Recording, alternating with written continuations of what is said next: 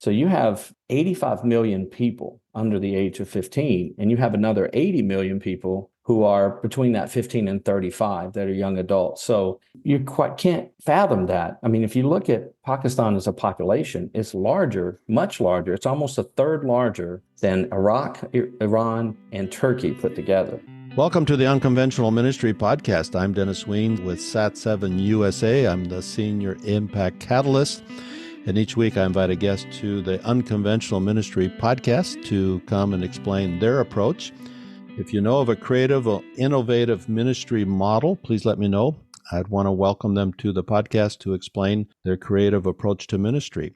My guest today is sharing about their indigenous, strategic, transformative media initiative that empowers Pakistani Christians to show their nation God's love. And as you know, Pakistan is one of the world's largest countries with over 230 million people. And my guest today is the executive director, the president of PAK7 US. So Shawn Wright, welcome to the Unconventional Ministry podcast. Thank you, Dennis. It's a pleasure to be with you today. It's great to have you on. And of course, your CEO is well known to us in PAK7 because for about 9 years, he was the COO of PAK7 as a broadcaster in the Middle East. So it's great to have you on to explain this new innovation, this media initiative that you guys have. So I'm really excited about this. For our podcast listeners, explain so our podcast listeners know what we're going to talk about. PAK7, PAK7.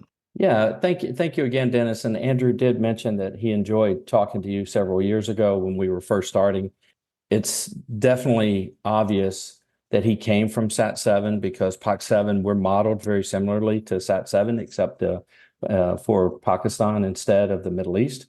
So PAK7 basically is a media initiative that equips Pakistani Christians to reach their nation through excellent television and social media programs. Our mantra is made in Pakistan, by Pakistanis, for Pakistanis. And Andrew and I internally joke sometimes that, if people really don't understand what we do, that think that if they know about PAK7, we say it's a cheap Pakistani knockoff of PAK7 from time to time.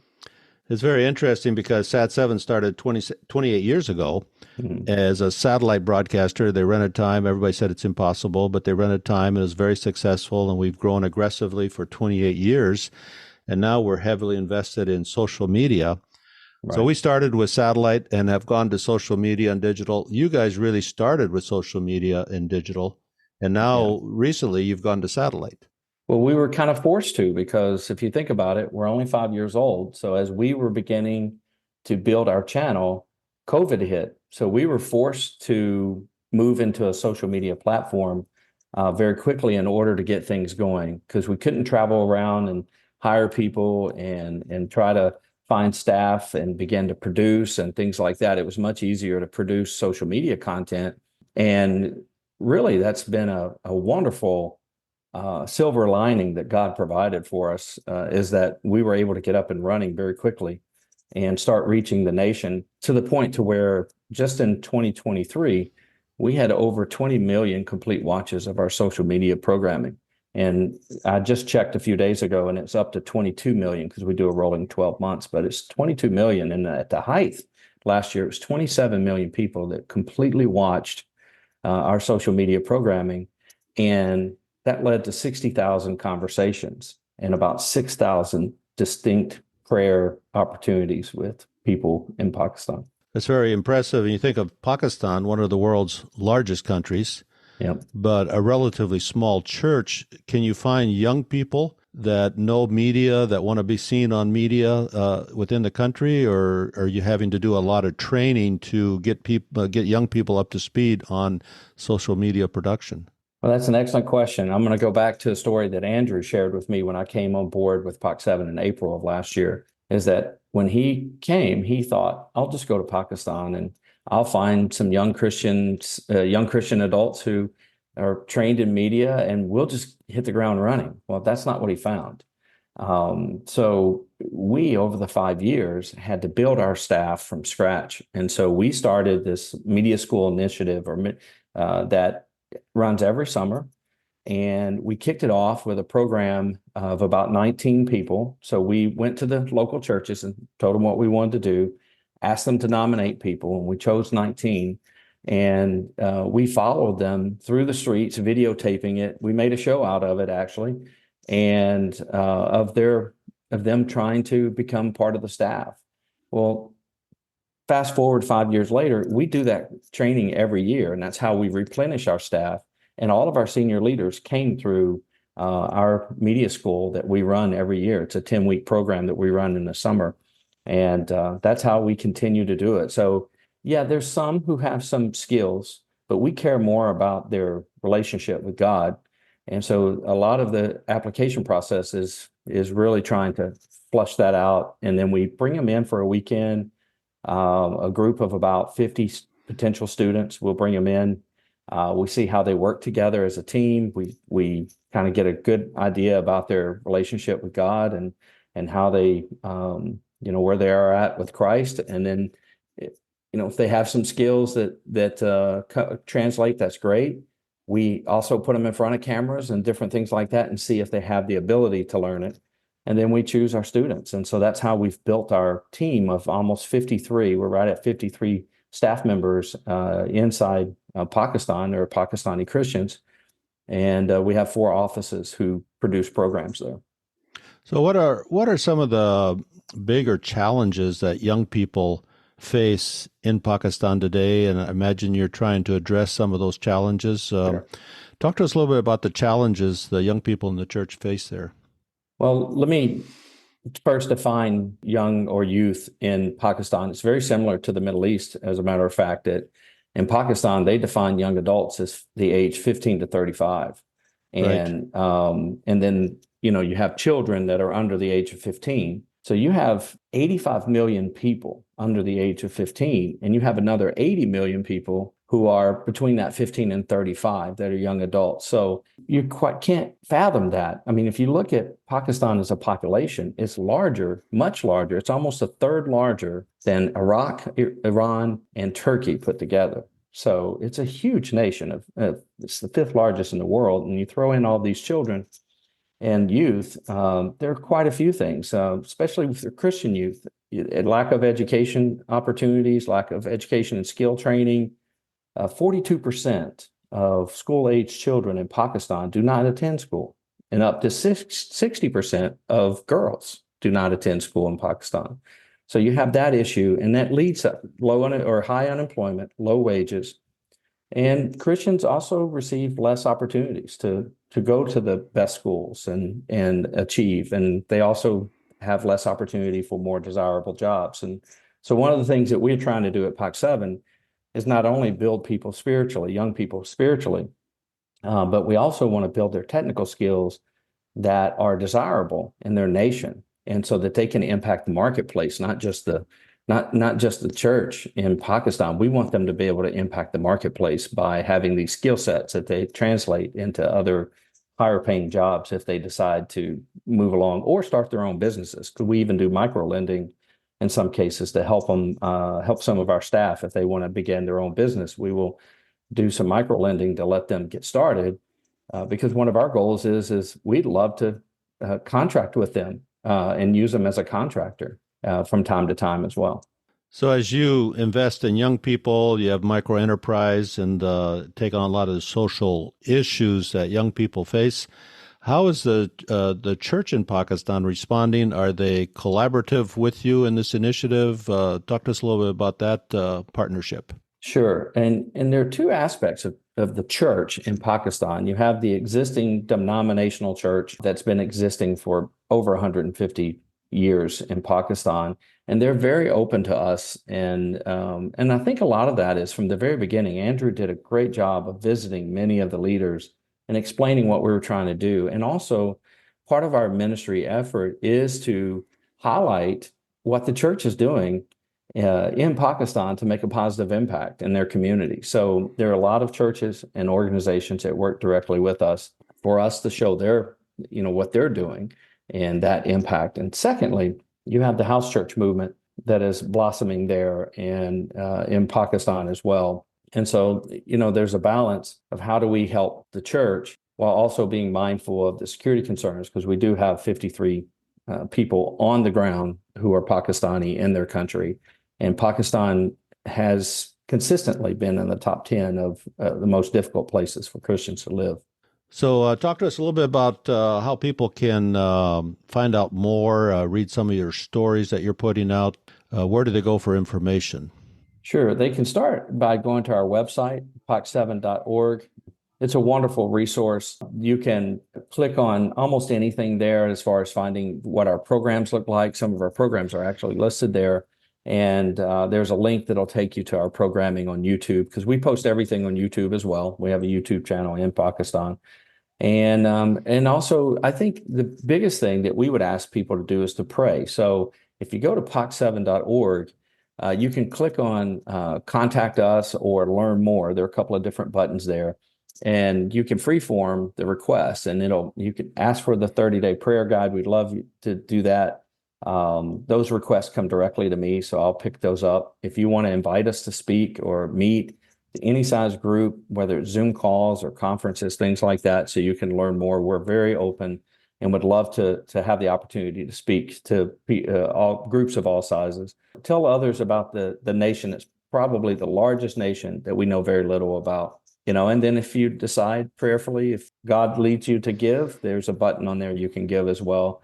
And then, of course, you can always reach out to me at Shawn, SHAWN, at PAK7.org. But PAK7.org is really the starting point if you want to look at everything.